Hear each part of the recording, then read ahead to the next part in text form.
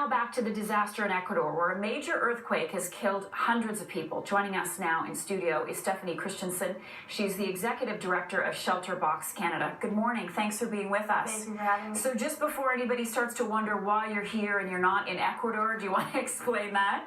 Absolutely. So my primary role as the Executive Director of ShelterBox Canada is fundraising. On average, ShelterBox goes to 24 disasters or more in a year. So these opportunities when we have time to be on the news and make the headlines is a great fundraising opportunity. But you have a team en route to Ecuador right now. We do. We had a team on standby as soon as we heard the earthquake happened.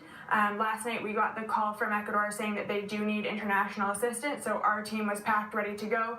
They're on their way now, and they will do an assessment when they get there if our aid is appropriate. All right, and let's talk about your aid and whether or not it would be appropriate. What is inside these shelter boxes? So shelter boxes come packed with a family tent. The tents are good to 120 km/h winds, monsoon rains. They're very hard-wearing, fairly amazing tents. But we also provide families with all those supplies that they need to survive after disaster. So this includes water purification, which is so important in earthquakes when water is being contaminated, mosquito nets, which are really important right now in South America with the Zika outbreak, pots and pans, cooking equipment, blankets. People are going to be sleeping outside, children's activity packs to help kids take their mind off the trauma that has just happened to them, toolkits to rebuild, all these absolutely necessary supplies to get these families back on their feet. So do you have any idea at this point how many of these boxes might be needed?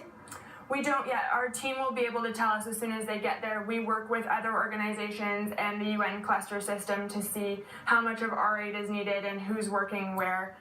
We do have aid stored in Panama and Colombia. We pre-position our aid all over the world so that we can make sure that we can respond and get to a disaster as quickly as possible. So we have enough aid stored in the area for a massive response if that is what is needed of us. Are you anticipating that?